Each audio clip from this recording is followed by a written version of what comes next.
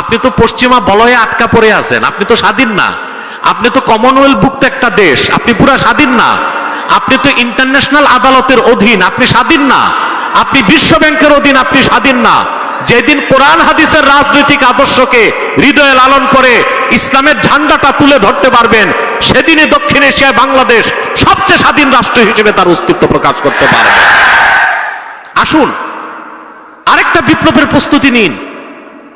বিপ্লব যদি ধরে না রাখতে পারেন, আপনাদের কি অবস্থা হবে আমার ছাত্র বন্ধুরা? পরাজিত শক্তি থেকে আগামীর বিজয়ী শক্তিকে শিক্ষা গ্রহণ করতে হবে। ইসলাম ও মুসলমানকে চ্যালেঞ্জ করে বাংলাদেশের সংস্কৃতির বিরুদ্ধে অবস্থান নিয়ে লুটপাট দুর্নীতি করে আর ফেসিবাদের মাধ্যমে ক্ষমতায় টিকে থাকা যায় না। বীর বাঙালি রাজনৈতিকভাবে তত সচেতন না হলেও ইসলাম, মুসলমান ও দেশ বিরোধী কোন চক্রান্তকে কখনো প্রশ্রয় দেয় নাই, ভবিষ্যতেও দিবে না ইনশাআল্লাহ। এখন আপনাদের বিপ্লবের পক্ষে আপনাদেরকে একটা লিগ্যালিটি অর্জন করতে হবে যে এই বিপ্লবে যারা অংশগ্রহণ করেছে সকল ছাত্র, তারা বীরের মর্যাদা তাদেরকে দিতে হবে। আর এমন একটি সংবিধানে আইন আসতে হবে, ভবিষ্যতে কোন ট্রাইব্যুনাল গঠন করে আমার ছাত্র ভাইদেরকে বৈষম্য বিরোধী ছাত্র আন্দোলনে যারা নেতৃত্ব দিয়েছে তাদেরকে অসম্মান বা শাস্তির আওতায় আনা যাবে না। এই গ্যারান্টিটা নেন আপনারা। আপনাদের কল্যাণে এই কথাটা বলতে আমি বাধ্য হলাম। কিন্তু বিপ্লব বাকি আছে। সেই বিপ্লব হবে সত্যের পক্ষে, সেই বিপ্লব হবে ইসলামের পক্ষে। সেই বিপ্লব যদি হতে হয়, আপনাকে ইমানদার হতে হবে, চরিত্রবান হতে হবে, যোগ্য নাগরিক হতে হবে। আর সেটা আপনাকে শিখায় রমাদানুল মোবারকের তাকওয়া। আর রসদ যোগাতে হবে আপনাকে কোরআন এবং সুন্নাহ থেকে। এটাই রমজানের মূল শিক্ষা। আমরা তা হৃদয়ে লালন করব বলে আশা করি ইনশাআল্লাহ। ফেসিবাদ বিরোধী আন্দোলনে বাংলাদেশের সেরা সেরা বিশ্ববিদ্যালয়গুলোর মধ্যে যে বিশ্ববিদ্যালয়ের অবদান ছিল বিপ্লবী, সেটা ওই কলেজগুলোর একটা হচ্ছে ঢাকা কলেজ। এটা ইতিহাসে নাম লেখা হয়ে গেছে ঢাকা কলেজের। ইনশাআল্লাহ এই ইতিহাস ঐতিহ্যকে ধরে রাখার দায়িত্ব ঢাকা কলেজের মেধাবী শিক্ষার্থীদের। ইন্নাল হামদুলিল্লাহ ওয়াসসালাতু ওয়াসসালামু আলা মুহাম্মদ ইবনে আব্দুল্লাহ নবিয়্যিল্লাহ রাসূলিল্লাহ সাল্লাল্লাহু আলাইহি ওয়াসাল্লাম আল্লাযী বাল্লাগার রিসালাহ ওয়া আদ্দাল আমানাহ ওয়া কাশাফাল গুম্মাহ ওয়া নাসাহাল উম্মাহ ওয়া আরশাদা জামিআন নাসি তরিকার রুশদি ওয়াল হিদায়াহ আল্লাযী আকমালাল্লাহু বিহি কসরান নুবুওয়া আয় খাতামাল্লাহু বিহি নুবুওয়া ওয়া হাকামান লা নাবিয়্যা বা'দাহু ওয়া আ'লানা ফিল কুরআনি বিল বুরহান أن محمدا صلى الله عليه وسلم خاتم النبيين والمرسلين قبل 1500 سنة أما بعد فأعوذ بالله من الشيطان الرجيم بسم الله الرحمن الرحيم إن أكرمكم عند الله أتقاكم وقال رسول الله صلى الله عليه وسلم بني الإسلام على 5 شهادة أن لا إله إلا الله وأن محمد رسول الله صلى الله عليه وسلم وإقام الصلاة وإيتاء الزكاة والحج وصوم رمضان أخرجه البخاري في الصحيح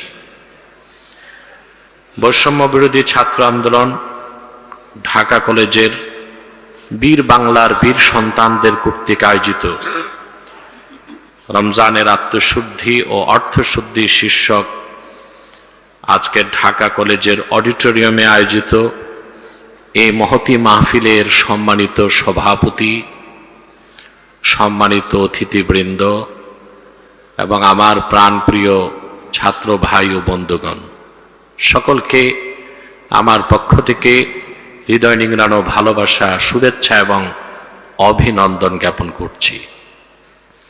আল্লাহ সুবহানাহু ওয়া তাআলা গোটা বিশ্ব মানবতার কল্যাণে তার আখিরি নবী মুহাম্মদ সাল্লাল্লাহু আলাইহি ওয়াসাল্লামের মাধ্যমে সর্বশ্রেষ্ঠ কুদরত নেয়ামত 30 পারা কোরআন নাজিল করেছেন এই রমজান মাসে। যে মাসটি নামটাই রমাদান। আরবিতে রামিদা ইয়ারমাদো, রামাদা হচ্ছে জ্বালানো, পোড়ানো, জলসানো। যেভাবে আগুনে জ্বালিয়ে আকরিক লোহা থেকে খাঁটি লোহাকে নিষ্কাশন করা হয়, আগুনে জ্বালিয়ে যেভাবে আকরিক থেকে স্বর্ণকে খাঁটি বিশুদ্ধ স্বর্ণ করা হয়, ইমানদার এই রমাদানুল মোবারকে পরিপূর্ণ ইমান ও ইহতেসাবের সাথে সিয়াম সাধনা করে তার গুনাহগুলোকে জ্বালিয়ে পুড়িয়ে উন্নত চরিত্রের অধিকারী একজন খাঁটি মমিন হতে পারে। সেজন্যই এ মাস হচ্ছে রমাদানুল মোবারক। এ মাসটির মর্যাদা, শ্রেষ্ঠত্ব বেড়ে গিয়েছে। আল্লাহ তাআলা কোরআন কারীম নাজিল করেছেন এই মাসে।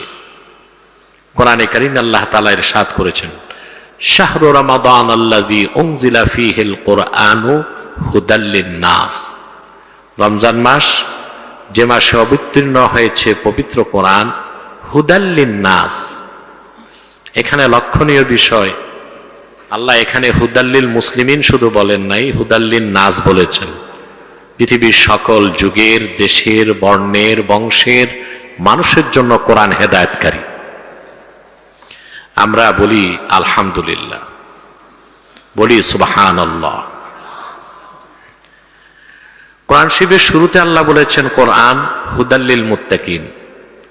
কোরআন যারা মুত্তাকি, ইমানদার, পরহেজগার তাদের জন্য হেদায়েতকারী। আবার আরেক জায়গায় আল্লাহ তাআলা বলেছেন, আল্লাহ তাআলা বলেন, ওয়ানাজ্জালনা আলাইকাল কিতাবা তিবয়ানাল লিকুল্লি শাইইন ওয়া হুদান ওয়া রাহমাতান ওয়া বুশরা লিল মুসলিমিন।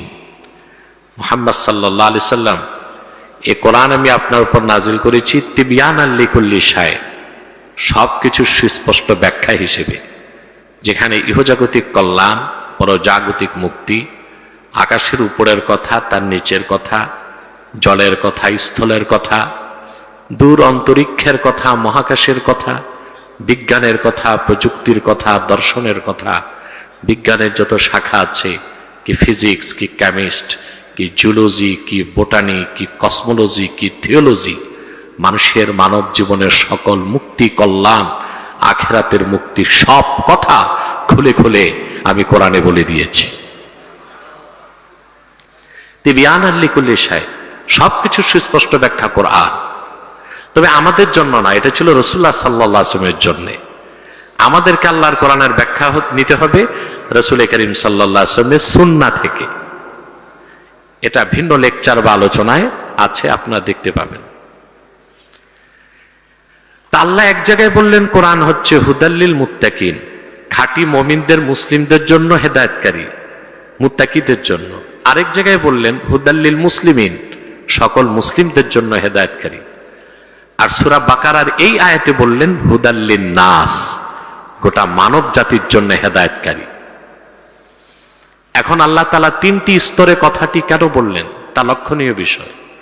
শুরুতেই বলতে পারতেন আলিফ লাম মিম যালিকাল কিতাব লা রাইবা ফীহি হুদাল্লিন নাস, এ কোরআন সকল মানুষের জন্য হেদায়েতকারী। ওই মানুষের মধ্যে তো সবই থাকতো, বিশ্বাসী, অবিশ্বাসী, অ্যাথিস্ট, সোফিস্ট, লেফটিস্ট, রাইটিস্ট, কৃষ্ণাঙ্গ, শ্বেতাঙ্গ, সব মানুষই তো থাকতো। তা না করে তিনি ক্লাসিফাইড করেছেন। প্রথম বলেছেন কোরআন হুদাল্লিল মুত্তাকিন, মুত্তাকিদের জন্য পথ প্রদর্শক। এরপর বললেন হুদাল্লিল মুসলিমিন, মুসলমানদের জন্য পথ প্রদর্শক। এরপর বললেন হুদাল্লিন নাস, গোটা মানব জাতির জন্য পথ প্রদর্শক। তার ব্যাখ্যা কি? বিশ্ববরেণ্য মুফাসসির কাজী বাইজাবি তাফসীর বাইজাবিতে ব্যাখ্যা করেছেন যে পৃথিবীর ইমানদার বিশ্বাসীগণ, মুত্তাকিগণ আল্লাহর কোরআন থেকে সবচেয়ে বেশি উপকার লাভ করবে। তারপর উপকার লাভ করবে মুসলিমগণ, তারপর উপকার লাভ করবে বাকি মানব জাতি। অর্থাৎ পৃথিবীর অবিশ্বাসীরাও যদি কোরআনের অনুসরণ করে, পরকালে তাদের কোনো লাভ নাই, কিন্তু পৃথিবীতে তারা কল্যাণ পাবে, মুক্তি পাবে, সমৃদ্ধি পাবে, নিরাপত্তা পাবে। আর মুসলমানগণ যদি আল্লাহর কোরআনের অনুসরণ করে, তারা দুনিয়াতেও সুখ শান্তি সমৃদ্ধি পাবে, পরকালে মুক্তি পাবে। আর মুত্তাকিগণ যারা, তারা আল্লাহর কোরআনের 100% উপকারে ধন্য হবে। পৃথিবীতে তারা সম্মান, সমৃদ্ধি, শক্তি, শান্তির সাথে আখেরাতে বেহেশতে উঁচু মাকাম লাভ করবে। তাহলে বোঝা যাচ্ছে আল্লাহর কোরআন থেকে সবটুকুন উপকার নিতে হলে আমাদের শুধু মানুষ হলে হবে না, মুসলিম হতে হবে, সুপার ক্লাসের মুসলিম, মুত্তাকি হতে হবে। আর সেই তাকওয়া অর্জন করে মুত্তাকি হবার জন্য 1 মাসের হাতে কলমে প্রশিক্ষণ দিতে আল্লাহ তাআলা রমজানের রোজাকে ফরজ করে দিয়েছেন। প্রিয় বন্ধুরা, লক্ষ্য করে দেখুন, কোরআন নাজিল হয়েছে রমজান মাসে, আর এই পুরা মাসটাকে আল্লাহ সিয়াম সাধনা রোজাকে ফরজ করে দিয়েছেন। কারণটা কি? কারণ হচ্ছে মানুষের 2 ধরনের খোরাক। মুহাক্কিকগণ বলেন, আম্মাল গিযাউ ফাহুয়া নাওআন, খোরাক 2 প্রকার। একটা হচ্ছে গিযাউন তাকুমু বিহিল আবদান, এক প্রকার খাদ্য যা মানুষ গ্রহণ করে দেহকে টিকিয়ে রাখতে, যা গ্রহণ করলে মানুষের দেহ শক্তিশালী হয়, সুঠাম হয়, না খেলে ক্ষুধা লাগে, দেরি করলে মানুষ মরে যায়। আরেক প্রকার খোরাক গিযাউন তাকুমু বিহিল আরওয়াহ, যে খোরাকটা গ্রহণ করলে মানুষ স্পিরিচুয়ালি আধ্যাত্মিকভাবে শক্তি লাভ করে, তার আত্মাটা পবিত্র হয়, পরিচ্ছন্ন হয়, সেই গেজাই রুহের খোরাকটা দুনিয়া থেকে আসে না। দেহের খোরাকটা চাল ডাল গম ফল ফলাদি শাকসবজি মাটি থেকে আসে, কারণ দেহটা মাটি দিয়ে তৈরি, কিন্তু রুহটা এসেছে আল্লাহর কাছ থেকে। রুহের খোরাক কোরআনটাও এসেছে আল্লাহর কাছ থেকে। আমরা যখন গেজায়ে রুহ আল্লাহর কোরআনের হেদায়েতকে গ্রহণ করব, তখনই আমরা প্রকৃত মানুষ হতে পারবো। যত বেশি কোরআনের হেদায়েতকে অনুসরণ করব, তত বেশি আমরা চরিত্রবান, সফল, যোগ্য, আখেরাতে নাজাত প্রাপ্ত সুপার কোয়ালিটির মুসলিম হিসেবে নিজেদেরকে গড়ে তুলতে পারবো। আর এই কোরআন শুধু আমাদের পারলৌকিক মুক্তির ব্যবস্থা দিয়েছে তা নয়, বরং এই পৃথিবীতে মানুষের বেঁচে থাকার জন্য যত নীতি আছে, শিক্ষানীতি, সংস্কৃতি, অর্থনীতি, পররাষ্ট্রনীতি, রাজনীতি, এই পৃথিবীতে মানুষের জন্য যত নীতির প্রয়োজন তার চূড়ান্ত ব্যাখ্যা ও সমাধান আল্লাহ কোরআন কারীমের মধ্যে রেখে দিয়েছেন। সেজন্য এই কোরআনটা ব্যক্তিগত পর্যায়ে বিশ্বাস করতে হবে পুরাপুরি, আর রাষ্ট্রীয় জীবনে আল্লাহর কোরআনের অনুসরণ করতে হবে, সমাজ জীবনে, রাষ্ট্রীয় জীবনে, অর্থনৈতিক জীবনে, জীবনের সকল ক্ষেত্রে। আমি যে কথাটি বলেছিলাম, আল্লাহ বলেছেন হুদাল্লিল মুত্তাকিন, কোরআন মুত্তাকিদের জন্য পথ প্রদর্শক। কোরআন হুদাল্লিল মুসলিমিন, মুসলমানদের জন্য পথ প্রদর্শক। কোরআন হুদাল্লিন নাস, সকল মানুষের জন্য পথ প্রদর্শক। তো প্রশ্ন আসে, যারা ঈমান আনে নাই, বিলিভার না, বিশ্বাসী না, অমুসলিম আছে না পৃথিবীতে কোটি কোটি, তারা কোরআন অনুসরণ করলে লাভ আছে নাকি? প্রশ্ন আসে না? জি। যদি অবিশ্বাসীরাও কোরআন ও সুন্নাহের অনুসরণ করে, অবিশ্বাসের কারণে পরকালে তাদের মুক্তি নাই, কিন্তু পৃথিবীতে তারা নেতৃত্বে, কর্তৃত্বে, শক্তি, সামর্থ্যে, যোগ্যতায়, দক্ষতায় উন্নতি লাভ করতে পারবে। তার একটা দৃষ্টান্ত আমি দিচ্ছি আপনাদেরকে। এই পৃথিবীতে আমেরিকাকে বলা হয় মাদার অফ ডেমোক্রেসি। গণতন্ত্রের বিকাশ ঘটেছে যুক্তরাষ্ট্র থেকে। সেই আমেরিকাতে বর্তমানে যিনি প্রেসিডেন্ট 47তম। আর আমেরিকাতে গণতন্ত্রের চর্চা আমরা মনে করি সবচেয়ে বেশি। আমেরিকাতে প্রায় 250 বছর পার হয়েছে গণতন্ত্রের ইতিহাস। 47তম প্রেসিডেন্ট বসেছে ক্ষমতায়।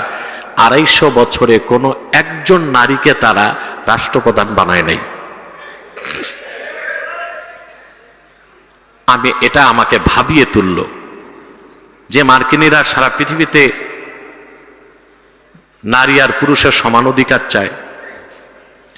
আমরা নারী পুরুষের সমান অধিকার চাই না, ন্যায্য অধিকার চাই। কত ক্ষেত্রে ইসলাম নারীর অধিকার বেশি দিচ্ছেন, কত ক্ষেত্রে পুরুষের অধিকার বেশি দিয়েছেন। নারী পুরুষ সমান অধিকার, এটা অনৈতিক, অযৌক্তিক, অবৈজ্ঞানিক। আপনার ডক্টর জাফরুল্লাহর সাথে আমার একটা ডিবেট হয়েছিল, দেখবেন। ডক্টর জাফরুল্লাহ তো ডাক্তার ছিল, লন্ডন থেকে পড়ে আসছে। তো তাকে আমি বিজ্ঞান দিয়ে বুঝালাম। মেডিকেল সায়েন্স বলে একজন ম্যাচিউরড মেল এবং ম্যাচিউরড ফিমেল, প্রাপ্তবয়স্ক পুরুষ আর প্রাপ্তবয়স্কা মহিলার মধ্যে ফিজিক্যাল এবং সাইকোলজিক্যাল 15টা পার্থক্য আছে।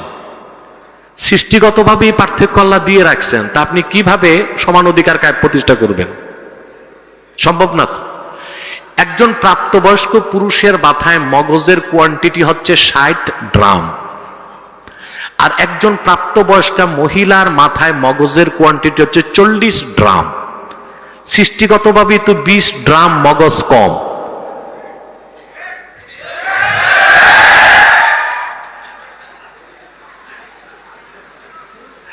আপনারা হই করে তো আমাকে নারী বিদ্বেষী প্রমাণ করে দিবেন,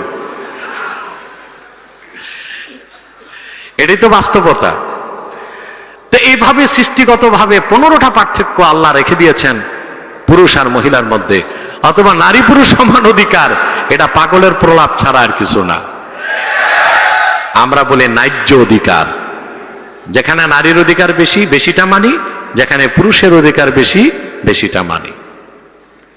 প্রিয় বন্ধুরা, এখন আমি চিন্তা করলাম যুক্তরাষ্ট্রে 250 বছর গণতন্ত্রের চলে গেছে, একজন মহিলাকেও কেন প্রেসিডেন্ট বানালো না? এটা একটা প্রশ্ন কিনা, আপনাদেরও আছে কিনা? দেখেন, যুক্তরাষ্ট্রে যারা থিঙ্ক ট্যাঙ্ক এবং পলিসি মেকার, এই ক্ষেত্রে তারা ইসলামের রাজনৈতিক আদর্শকে অনুসরণ করে। ইসলাম নারী নেতৃত্বকে নিরুৎসাহিত করে। আবু দাউদ শরীফের হাদিস, রাসূল করিম সাল্লাল্লাহু আলাইহি ওয়াসাল্লাম ইরশাদ করেছেন, লা ইউফলিহা কওমুন ওয়াল্লাহু আলাইহিম ইমরাআ। যে জাতি তাদের নেতৃত্বে চিফ এক্সিকিউটিভ হিসেবে কোন নারীকে বসাবে, ওই জাতি কখনো সফলতা লাভ করবে না। যুক্তরাষ্ট্রের থিঙ্ক ট্যাঙ্ক এবং পলিসি মেকাররা ইসলামকে বিশ্বাস করে না, কিন্তু এতটুক জানে কোরআন হাদিসে যা আসছে তা ধ্রুব সত্য, মহাসত্য। তাদের পার্থিব সফলতা সমৃদ্ধির জন্য তারা সেজন্য নারী নেতৃত্বকে পাশ কেটে চলে যায়।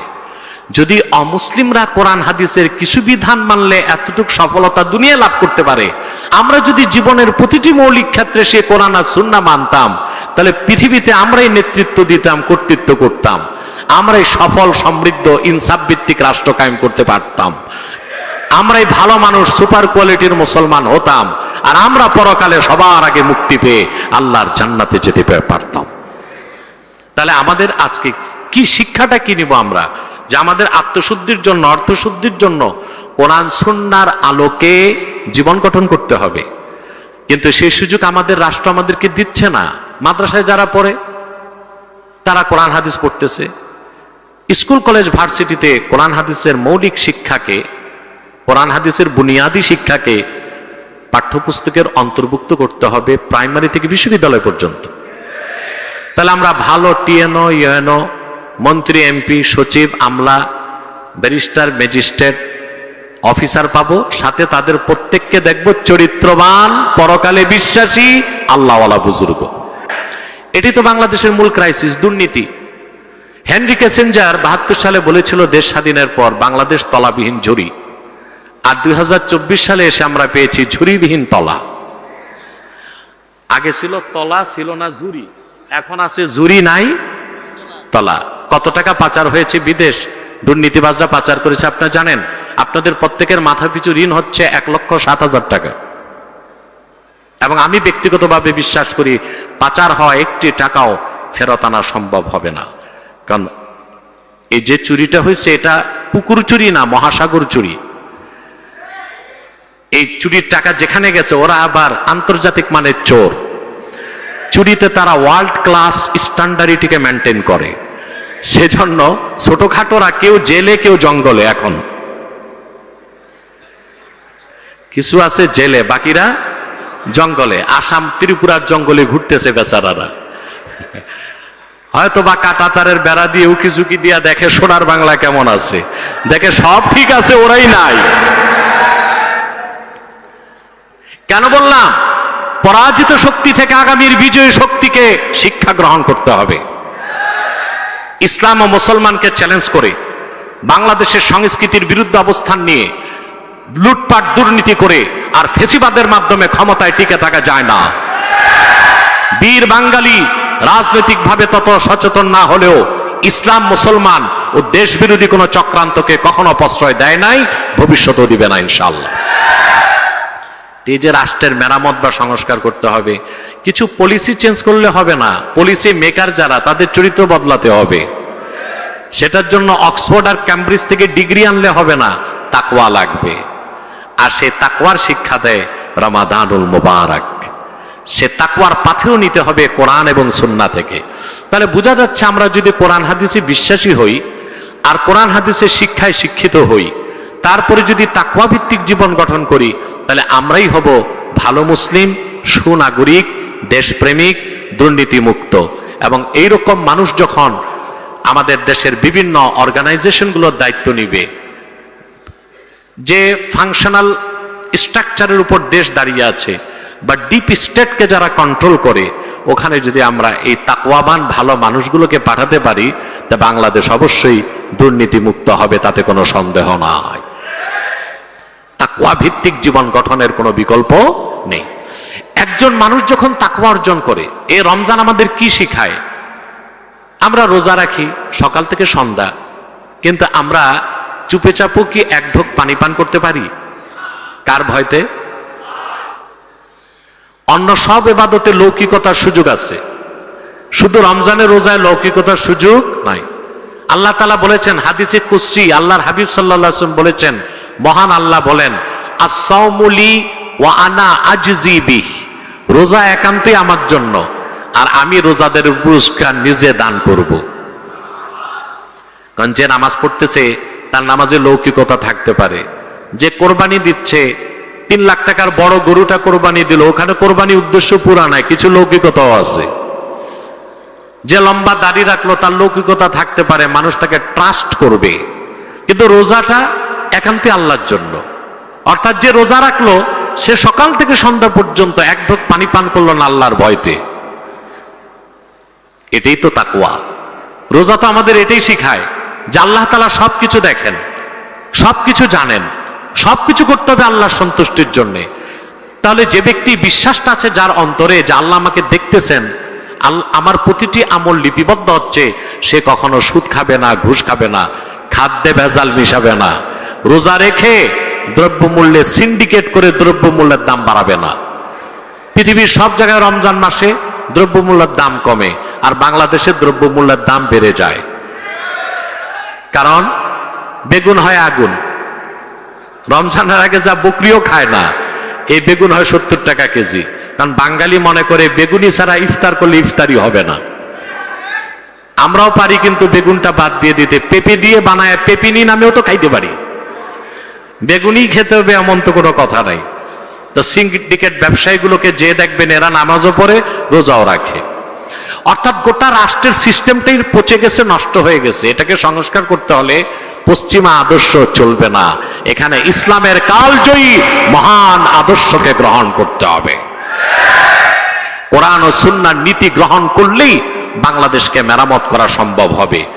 এই মহাসত্য যতদিন ছাত্র সমাজ ও দেশের রাজনীতিবিদগণ না বুঝবে, ততদিন পর্যন্ত বাংলাদেশকে এই কথিত গণতন্ত্র সুস্পষ্ট মুক্তি ও স্থায়ী কল্যাণ এনে দিতে পারে না।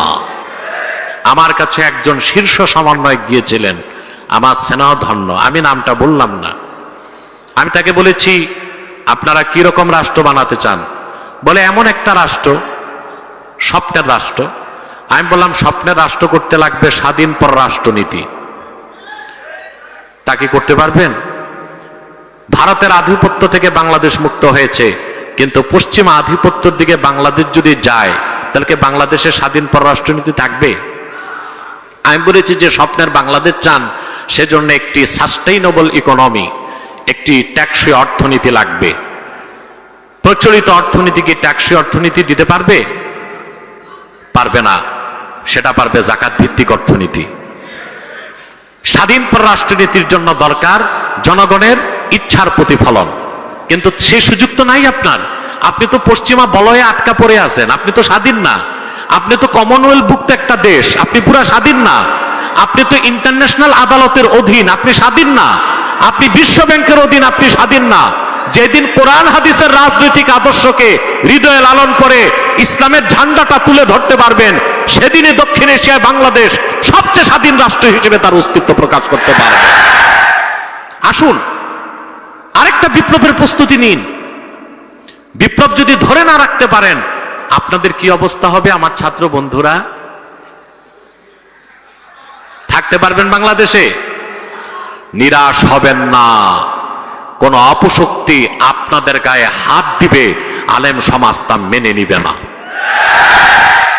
আমরা আছি, আমরা দেশ ছাড়তে পারবো না, আমরা কল্লাও বেচতে পারবো না, আল্লাহর দ্বীনের জন্য কল্লা দিতে পারবো। অন্যরা পারচেজ হতে পারে, কল্লা বিক্রি করতে পারে, বেচা কেনা চলতেছে তো এখন, জানেন আপনারা, সচেতন আপনারা। আমরা পারি না। আমাদের গলায় ফাঁসি দিলে এই দাড়িতে খুর লাগাতে পারবো না, আমাদের কপালে বুলেট মারলে আমরা এই টুপিটা খুলতে পারবো না। এটা নিয়েই বেঁচে থাকতে চাই, ইসলামের আদর্শকে বুকে লালন করে বেঁচে থাকতে চাই। কিন্তু আপনারা কতটুক রিস্কে পড়ে আছেন জানেন? আপনাদেরকে সহজ একটা উদাহরণ দিচ্ছি আমি। ৭১ সালে পাক বাহিনীকে প্রতিরোধ করা হয়েছে না? আবার এদেশে মুক্তিযোদ্ধারা বিশেষ কারণে অনেক রাজাকারকে হত্যা করছে না? কিন্তু কোন মুক্তিযোদ্ধার বিচার হয়েছে বাংলাদেশে? কেন? সেটা বিপ্লব ছিল। কি ছিল? সফল বিপ্লব। এখন আপনাদের বিপ্লবের পক্ষে আপনাদেরকে একটা লিগ্যালিটি অর্জন করতে হবে যে এই বিপ্লবে যারা অংশগ্রহণ করেছে সকল ছাত্র, তারা বীরের মর্যাদা তাদেরকে দিতে হবে। আর এমন একটি সংবিধানে আইন আসতে হবে, ভবিষ্যতে কোন ট্রাইব্যুনাল গঠন করে আমার ছাত্র ভাইদেরকে বৈষম্য বিরোধী ছাত্র আন্দোলনে যারা নেতৃত্ব দিয়েছে তাদেরকে অসম্মান বা শাস্তির আওতায় আনা যাবে না। এই গ্যারান্টিটা নেন আপনারা। আপনাদের কল্যাণে এই কথাটা বলতে আমি বাধ্য হলাম। কিন্তু বিপ্লব বাকি আছে। সেই বিপ্লব হবে সত্যের পক্ষে, সেই বিপ্লব হবে ইসলামের পক্ষে। সেই বিপ্লব যদি হতে হয়, আপনাকে ইমানদার হতে হবে, চরিত্রবান হতে হবে, যোগ্য নাগরিক হতে হবে। আর সেটা আপনাকে শিখায় রমাদানুল মোবারকের তাকওয়া। আর রসদ যোগাতে হবে আপনাকে কোরআন এবং সুন্নাহ থেকে। এটাই রমজানের মূল শিক্ষা। আমরা তা হৃদয়ে লালন করব বলে আশা করি ইনশাআল্লাহ। প্রিয় ভাইরা, আপনাদেরকে আরেকটি জরুরি কথা বলছি। দেশকে মেরামত করার জন্য আপনারা হচ্ছেন বাংলার বীর সন্তান। এখন আপনারা 15 বছরের অত্যাচার নিপীড়নের জগদ্দল পাথরকে সরিয়েছেন। আপনারা এদেশের রাজনৈতিক দলের নেতারা এখন লম্বা লম্বা বুলিয়া ওড়ায়। ছিলেন কোথায়? লাঠির একটা পিটা খেয়েই তো হসপিটালে যে ঘুমাইছেন আপনারা। আর আমার দেশের ছাত্ররা বুক পেতে দিয়েছে বুলেটের সামনে। বাংলাদেশের ভবিষ্যৎ কি হবে তা নির্ধারণ করার পূর্ণ এখতিয়ার তাদের আছে। তাদের মতামত নিতে হবে, তাদের মতামতকে মূল্যায়ন করতে হবে। কিন্তু মতামতটা হতে হবে আপনাদের শরিয়া ভিত্তিক মতামত। এমন কোন পলিসি, এমন কোন আইন, এমন কোন আদর্শ আমাদের রাষ্ট্রের ভিত্তি হতে পারে না যা শিরকপূর্ণ, কুফরপূর্ণ। এই দিকটা আমাদেরকে অবশ্যই লক্ষ্য রাখতে হবে। আপনাদের দেশে অনেকেই ফরাসি বিপ্লবে খুব অনুপ্রাণিত হয়েছেন, ঠিক না? কিন্তু আপনারা জানেন না, ফরাসি বিপ্লবটা হয়েছে একটা মিথ্যার উপর, গ্রেট ফিয়ার, একটা মিথ্যা গুজবের উপর ফরাসি বিপ্লব হয়েছে। যে কারণে বিপ্লবটা 10 বছর পর কিছুটা সফল হলেও পরবর্তীতে নেপোলিয়ন বোনাপার্টের মাধ্যমে একনায়কতন্ত্র কায়েম হয়েছে। আমি আপনাদের যেটা বার্তা দিতে চাই, যে বিপ্লবের মাধ্যমে আপনারা ফেসিবাদ মুক্ত বাংলাদেশ করেছেন, এখনো কিন্তু আপনাদের আন্দোলন ফ্লাই করেছে, সেফ ল্যান্ডিং হয় নাই। আমি বুঝাতে পারি নাই। আপনারা বাংলাদেশকে একটা জায়গায় নিয়ে যাবার জন্য ফ্লাই করেছেন, সেফ ল্যান্ডিং হয় নাই। বিমান উপরে উঠে যাবার পর যতক্ষণ সেফ ল্যান্ডিং না হয় ততক্ষণ ক্রাশ হবার সম্ভাবনা থাকে। যে বাংলাদেশকে আপনারা যে গন্তব্যে নিয়ে যেতে চেয়েছেন সেই গন্তব্যে আপনাদের পৌঁছাবার দায়িত্ব আপনাদের। নতুবা ক্রাশ হতে পারে, বিপ্লব ব্যর্থ হতে পারে, এখানে সিভিল ওয়ার হতে পারে, মার্শাল ল আসতে পারে, গণতন্ত্র যেটা চান আপনারা সেটার পথ রুদ্ধ হয়ে যেতে পারে, নির্বাচন ইলেকশন বন্ধ হয়ে যেতে পারে। পরিশেষে আমার নসিহত যে আপনারা একটি সত্যির উপর একটি বিপ্লব গড়ে তোলার জন্য প্রস্তুত হন। আপনারা যারা মুমিন বিশ্বাসী, ইমানকে মজবুত করুন, সহিহ আকীদা লালন করুন। রমজান থেকেই শিক্ষা নিন যে আমরা সংযমী, আমরা তাকওয়াবান। তাকওয়ার ভিত্তিতেই আমরা সমাজ ও রাষ্ট্রকে নির্মাণ করব ইনশাআল্লাহ। দেখুন আরেকটা কথা বলি, আপনারা প্রত্যেকেই বাংলাদেশের কোনো না কোনো অঞ্চলের সন্তান। আপনারা প্রত্যেকেই আপনার নিজের সমাজটাকে বদলে দিতে পারেন, এটা সম্ভব আপনার দ্বারা। রাষ্ট্রবিজ্ঞানে একটি কথা আছে, society is great than state. রাষ্ট্র থেকে সমাজ বড়। আপনারা ছাত্র সমাজ যদি আপনাদের যে আমানত দেশ জাতির প্রতি, রাষ্ট্রের প্রতি, পরিবারের প্রতি, আপনারা যদি কোরআন সুন্নাহর আলোকে নিজেরা ইমানদার হয়ে চরিত্র গঠন করে আপনাদের পরিবার সমাজকে গঠন করে একটা সুন্দর সুস্থ সমাজ আমাদের উপহার দিতে পারেন, আগামী প্রজন্ম আপনাদেরকে একটি জাস্টিস, ইনসাফপূর্ণ ইসলামী রাষ্ট্র উপহার দেবে ইনশাআল্লাহ। সেটাই আপনাদের প্রকৃত মুক্তি এবং কল্যাণ। সেই পথে আমাদেরকে এগোতে হবে। আল্লাহ যেন আমাদেরকে কবুল করেন, মঞ্জুর করেন। আপনাদের প্রতি আমার বিশেষ নসিহা, আল্লাহর কোরআনকে পড়ুন তরজমা ব্যাখ্যার সাথে। আপনারা খোঁজ নিয়ে দেখবেন ইউরোপ আমেরিকায় যারা রাজনীতি করে, প্রেসিডেন্ট হয়, প্রধানমন্ত্রী হয়, তারা তিনটা বিষয়ে পড়াশোনা করে। প্রথম হচ্ছে থিওলজি, ধর্মতত্ত্ব, তারপরে হিস্টোরি পড়ে, তারা হিস্ট্রি, ইতিহাস, 3 নাম্বার তারা গ্রিক দর্শন, ফিলোসফিটা পড়ে। কারণ তারা অধিকাংশই সফিস্ট। সফিস্ট হচ্ছে সেই লোক যে মহান আল্লাহর তাওহীদ বিশ্বাস করে কিন্তু কোনো ধর্ম মানে না। আর অ্যাথিস্ট হচ্ছে সেই লোক যে আল্লাহর তাওহীদকে বিশ্বাস করে না, কোনো ধর্ম মানে না। আমরা অধিকাংশ যারা, আমরা সফিস্ট না, এথিস্ট না, আমরা শুধু রাইটিস্ট না, আমরা ইসলামিস্ট। আমাদের হৃদয়ে ইমানকে আমরা লালন করি। অথবা আমরা সুপার কোয়ালিটির মুমিন মুসলমান যদি হই, আমরা মুত্তাকি হতে পারবো। আর আপনি যদি মুত্তাকি হয়ে যান, তাহলে আপনি পৃথিবীতে কল্যাণ পাবেন, সুখ পাবেন, নিরাপত্তা পাবেন, আখেরাতে পাবেন আল্লাহর জান্নাত, যেটা আমাদের পরিপূর্ণ সফলতা। আল্লাহ তাআলা ওয়াদা করেছেন কোরআন কারীমে, ওয়াল্লাযীনা জাহাদু ফীনা লানাহদিয়ান্নাহুম সুবুলানা ওয়া ইন্নাল্লাহা লামাআল মুহসিনিন। আল্লাহ কোরআনে সূরা আনকাবুতের শেষ আয়াতে ওয়াদা করেছেন, আর যে সকল মুমিন মুসলমানগণ আমি আল্লাহকে পাওয়ার জন্য আমার দ্বীনের স্বার্থে সংগ্রাম করে, সাধনা করে, আমি আল্লাহ তাদেরকে আমার কাছে পৌঁছার জন্য সব পথ দেখাই দিব। ওয়া ইন্নাল্লাহা লামাআল মুহসিনিন, আর অবশ্যই আল্লাহ মুহসিন বান্দাদের সাথে আছে। এই মুহসিন হচ্ছে মুত্তাকিগণ, যারা মুত্তাকি তারাই মুহসিন। আপনি যদি রমজানে রোজা রেখে কোরআন হাদিসের অনুসরণ করে মুত্তাকি হতে পারেন, আল্লাহ আপনার সাথে থাকবেন। কোন অর্থে? আল্লাহ আপনাকে 4টা জিনিস পৃথিবীতে নগদ দিবেন। প্রথম হচ্ছে রাহমাত, তারপর নুসরাত, তারপর হচ্ছে ইজ্জাত, তারপর হচ্ছে কুওয়াত। আল্লাহ আপনার উপর রহমত বর্ষণ করবেন, আল্লাহ আপনাকে ইজ্জত বা সম্মান দিবেন, আল্লাহ আপনাকে সাহায্য করবেন, এবং আল্লাহ আপনাকে নিরাপত্তার ব্যবস্থা আল্লাহ করে দিবেন। কুওয়াত বা শক্তি আপনাকে দান করবেন। পৃথিবীতে যার 4টা শক্তি বেশি তাকে পরাশক্তি বলা হয়। যেমন যুক্তরাষ্ট্র, 4টা শক্তি, 4M থিওরি, 4টা শক্তি, 4M থিওরি। প্রথম হচ্ছে মানি, পয়সা, তারপর হচ্ছে মাসাল, শক্তি, তারপর হচ্ছে মিডিয়া, তারপর হচ্ছে ম্যান্ডেট। এই 4টা আমেরিকার সবচেয়ে বেশি, সেজন্য তাকে বলা হয় পরাশক্তি। অবশ্য সে এখন ধরাশক্তিতে পরিণত হয়ে যাচ্ছে, আলহামদুলিল্লাহ। তার মানি কত? তার বর্তমান রিজার্ভ হচ্ছে $23 ট্রিলিয়ন। আর আমাদের বাংলাদেশে আছে মনে হয় $23 বিলিয়ন। তার রিজার্ভ হচ্ছে $23 ট্রিলিয়ন। তার মাসাল, পেশি শক্তি কি? তার ফাইটার আছে 2000-এর বেশি, এয়ারক্রাফট ক্যারিয়ার আছে 14টা, তার নিউক্লিয়ার উইপন আছে প্রায় 6500। এটা হচ্ছে তার মাসাল। 3 নাম্বার হচ্ছে তার মিডিয়া। আল জাজিরা ছাড়া পৃথিবীর সবগুলো স্যাটেলাইট মিডিয়া তার পকেটে। 4 নাম্বার হচ্ছে ম্যান্ডেট। পৃথিবীতে মাস্তানি করার লাইসেন্স নিতে তার বাইরে যেতে হয় না, জাতিসংঘ তার বাড়িতেই আছে। এই 4টা শক্তি তার বেশি, তাকে আমরা বলি পরাশক্তি। আমি নামটা নিচ্ছি না। এই পরাশক্তি মধ্য এশিয়াতে যে ধরা শক্তিতে পরিণত হয়ে গেছে।